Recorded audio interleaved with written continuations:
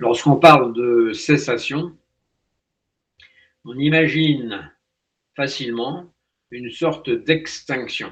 Quelque chose existait, puis disparaît. Le désir s'éteindrait, la souffrance s'éteindrait, les pensées s'éteindraient, et on entrerait dans une paix silencieuse où plus rien ne pourrait nous atteindre. Mais la cessation dont parle le Bouddha n'est pas nécessairement la disparition des phénomènes. Les pensées continuent, les sensations continuent, les événements de la vie continuent. Le corps vieillit, il tombe malade, il éprouve le froid et actuellement la chaleur. Les séparations surviennent, les projets échouent, ceux qu'on aime disparaissent. La cessation n'est pas l'abolition de la vie.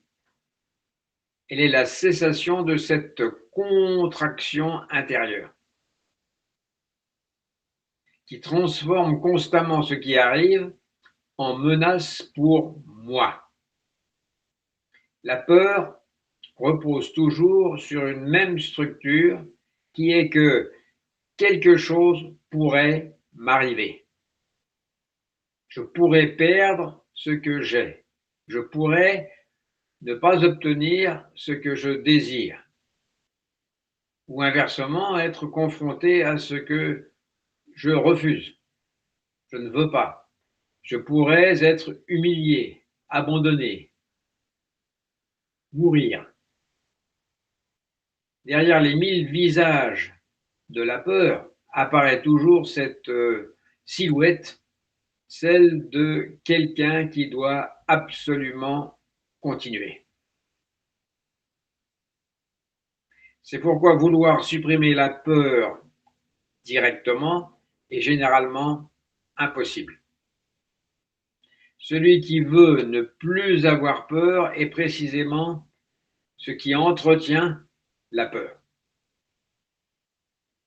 Il veut devenir invulnérable, atteindre un état où rien ne pourra plus le menacer. Mais cette recherche d'invulnérabilité confirme à chaque instant qu'il existe quelque chose de fragile qu'il faudrait défendre. On construit alors des protections, des armures, sous forme d'argent, de réputation, de connaissances, de croyances aussi, de certitude et parfois même une identité spirituelle. Et chaque protection engendre une nouvelle peur en réalité, car tout ce qui peut être acquis peut également être perdu. D'où l'inquiétude. Plus on construit une forteresse autour du moi, de ce concept de moi, et plus on doit surveiller les murailles de la forteresse. La troisième noble vérité ne consiste donc pas à perfectionner la forteresse, elle consiste à regarder tranquillement s'il existe réellement quelqu'un à l'intérieur.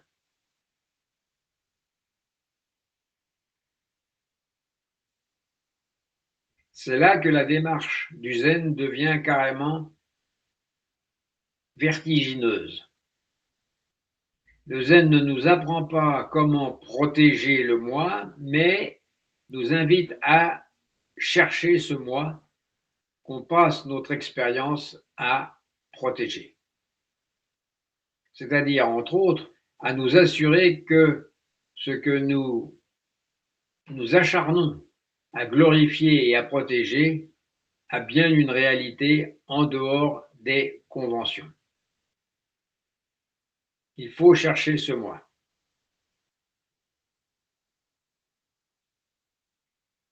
Sinon, ça ne sert à rien de le protéger, en supposant qu'il n'y en ait pas. Dans Zazen, cette recherche ne prend pas la forme d'une enquête intellectuelle. On ne répète pas « qui suis-je » en attendant une réponse philosophique. C'est la particularité de Zazen. On s'assoit simplement, le corps respire, des bruits apparaissent, une douleur traverse les genoux par exemple, une pensée surgit, comme je suis fatigué, ou une autre, comme cela fait déjà 20 minutes que je suis assis, puis une image survient, un souvenir, une inquiétude concernant demain. Tout cela apparaît spontanément. Mais où se trouve exactement celui auquel tout cela serait en train d'arriver? Voilà la question. Si on regarde attentivement, comme on l'a souvent suggéré, on trouve des sensations, c'est vrai, des pensées, c'est vrai, des souvenirs, des émotions, mais on ne trouve aucun propriétaire séparé de ces phénomènes. Autrement dit, ces phénomènes disparates font partie du propriétaire, de ce que serait le propriétaire. Il y a la peur, certainement, mais où est celui auquel elle appartiendrait, cette peur? Qui la posséderait? Il y a une pensée concernant l'avenir, puis une autre survient et dit « j'ai peur ». À cet instant, un phénomène qui est vivant, émouvant, certainement pas fixe, devient l'histoire de quelqu'un. Zazen n'empêche pas nécessairement la première réaction, il permet simplement de voir comment se fabrique la seconde, comment se bâtit l'histoire, la paranoïa, à partir de la première. Cela permet de comprendre autrement la question récurrente de la peur de la mort, par exemple. On dit généralement que l'être humain a peur de mourir parce qu'il sait qu'il est mortel. C'est certainement vrai sur le plan relatif, conventionnel, mais plus profondément, ce qui effraie n'est peut-être pas seulement la mort biologique. C'est l'impossibilité de se représenter sa propre absence. Le moi peut imaginer son enterrement, son cercueil, les personnes qui resteront après lui, mais dans toutes ces images, il demeure secrètement présent comme spectateur.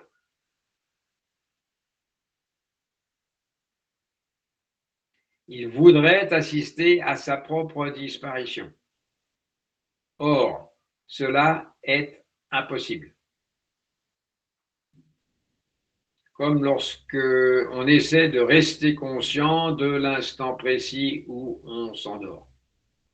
Celui qui veut observer sa disparition empêche précisément l'expérience qu'il cherche à saisir.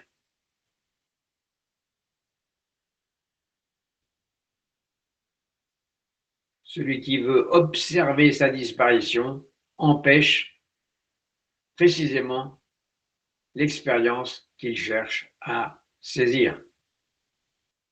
La mort devient alors la menace suprême parce qu'elle représente ce que le moi ne pourra jamais posséder, ni connaître, ni contrôler. Pourtant, dans Zazen, de petites morts se produisent constamment.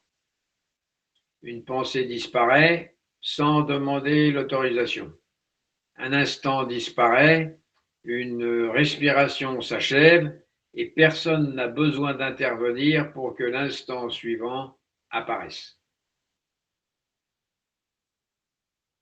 La cessation commence dans cette découverte très simple que la vie n'a jamais eu besoin de notre contrôle pour continuer. Je répète que la vie n'a jamais eu besoin de notre contrôle pour continuer.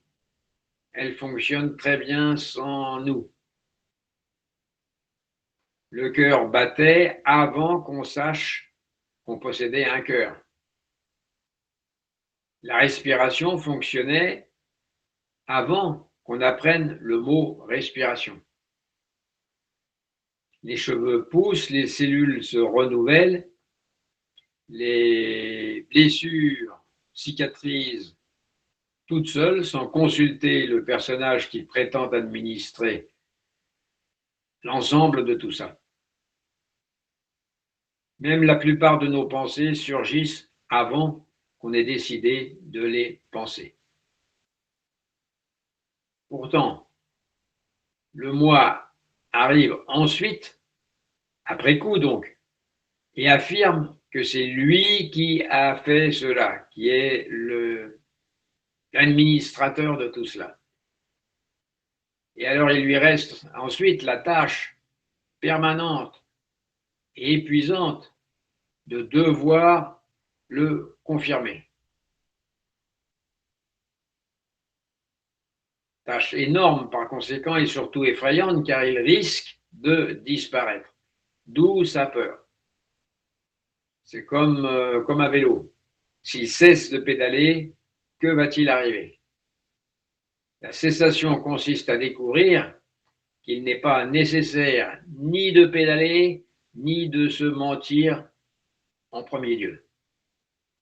La vie continue et peut continuer sans l'encombrement du concept de moi.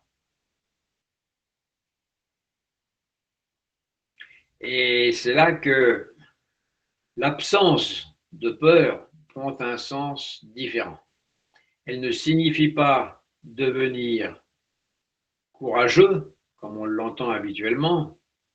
Le courage appartient encore au domaine de la peur.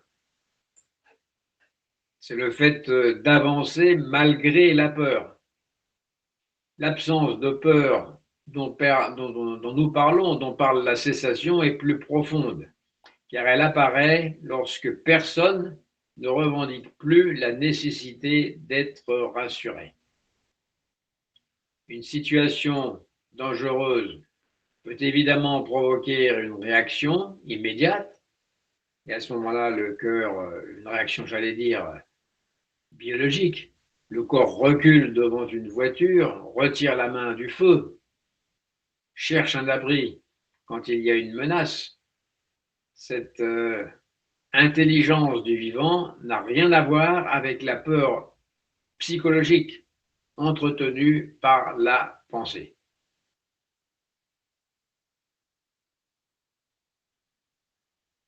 Le problème commence lorsque, après avoir évité la voiture, on continue pendant 3 jours ou une semaine à imaginer l'accident qui aurait pu se produire, parfois pendant des années. L'événement a duré 2 secondes, mais le moi peut le prolonger indéfiniment. Il reconstruit le passé et anticipe l'avenir afin de maintenir l'impression d'un personnage traversant le temps. La cessation ne supprime pas l'intelligence qui protège le corps, elle met fin, lorsqu'elle est pleinement réalisée, à cette fabrication incessante d'un propriétaire menacé par son histoire, par sa propre histoire. Être zen, comme on dit, ne signifie pas faire un effort pour rester dans le présent. Qui ferait cet effort?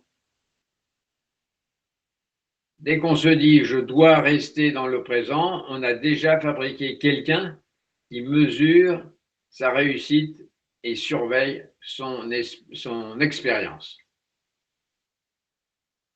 Le présent véritable ne demande aucun gardien. En zazen, le bruit d'une voiture ne se demande pas s'il est dans l'instant. La respiration ne pratique aucune méthode pour être ici. Tout est déjà exactement là, ici. Seul le moi imagine qu'il pourrait être ailleurs. Comme si on pouvait être ailleurs. Et presque toute peur psychologique repose précisément sur cet ailleurs. Imaginez. Sur demain, dans 1 heure, dans 10 ans, lorsque je serai malade, lorsque je serai seul, lorsque je perdrai ceci ou cela. La cessation n'apporte aucune garantie concernant demain. Elle révèle simplement que demain, lorsqu'il arrivera toujours maintenant.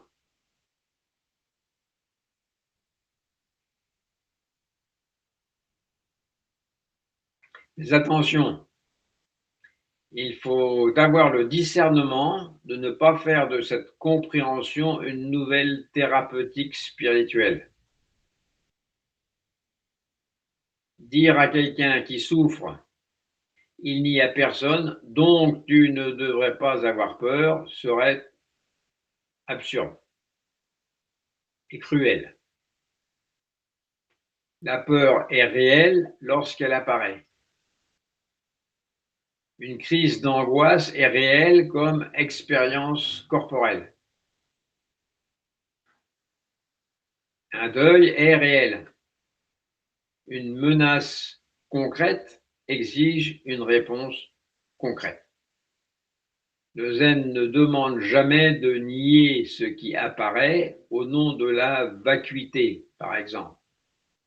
La forme est précisément vacuité et la vacuité est précisément forme. C'est là le sens de Shunyata. Lorsque la peur est là, la cessation n'est donc pas une technique permettant de la chasser. On peut simplement, lorsque cela est possible, ne pas ajouter une deuxième souffrance à la première. La peur d'avoir peur, le jugement de la peur, la honte d'être encore vulnérable, ou l'idée qu'un bon pratiquant devrait être parfaitement serein, voilà le piège dans lequel ils ne font pas tomber. Même la peur peut être laissée libre d'être ce qu'elle est. La peur peut être laissée libre d'être ce qu'elle est. C'est un phénomène de plus. Elle apparaît, demeure quelque temps, change et disparaît. Elle n'est jamais une identité.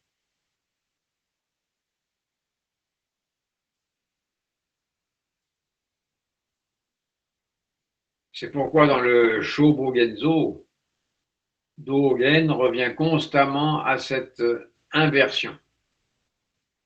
Étudier la voie du Bouddha, c'est s'étudier soi-même. S'étudier soi-même, c'est s'oublier soi-même. Cet oubli n'est pas une amnésie.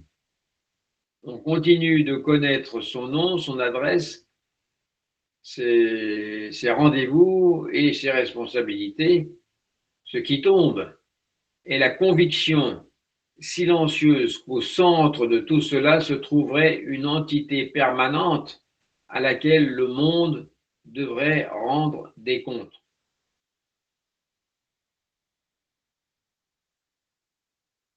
Alors la vie devient étonnamment ordinaire.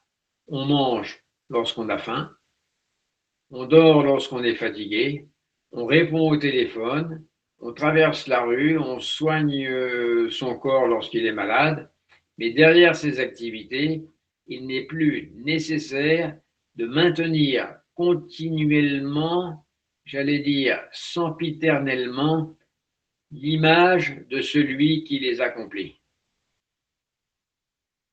Et lorsque cette fabrication cesse, ne serait-ce qu'un instant, quelque chose d'extraordinaire apparaît, rien ne manque.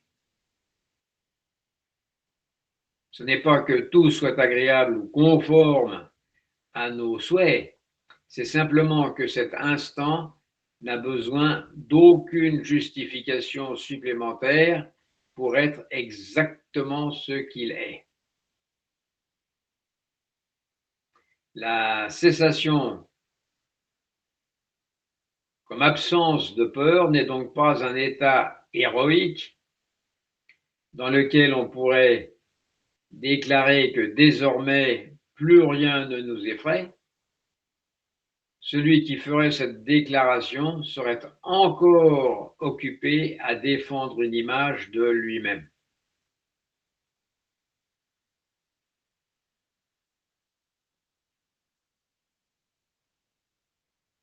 Elle est beaucoup plus discrète et même silencieuse. Une feuille tombe, une porte claque, le corps vieillit, une relation commence et se termine, une pensée apparaît, comme par exemple « et si demain ?» Puis elle disparaît. Rien n'est retenu. La troisième noble vérité n'annonce pas que la vie deviendra enfin sûre. Elle révèle quelque chose de plus radical. La vie n'a jamais promis d'être sûre. Et pourtant, elle se déploie librement depuis toujours. On voulait supprimer l'incertitude, celle qui nous fait peur. On découvre qu'il n'existe rien en dehors d'elle, en dehors de l'incertitude. On voulait assurer l'avenir, on découvre qu'il n'existe que cet instant sans durée. On voulait protéger quelqu'un, on cherche ce quelqu'un et on ne le trouve pas. Alors pendant un instant peut-être, on se détend. On se détend parce qu'on ne le trouve pas. Il n'y a plus rien à défendre, rien à garantir, rien à conduire jusqu'à l'autre rive, pour reprendre l'expression classique. Et dans cette absence même de garantie apparaît la véritable sécurité. C'est l'absence même de garantie qui est la véritable sécurité. Non pas la certitude que rien ne disparaîtra, mais la découverte que lorsque tout change, personne n'a jamais été séparé de ce changement. C'est cela la cessation. Non pas la fin de la peur obtenue par quelqu'un, mais la fin de celui qui exigeait de ne plus avoir peur. C'est la fin de celui qui exigeait de ne plus avoir peur.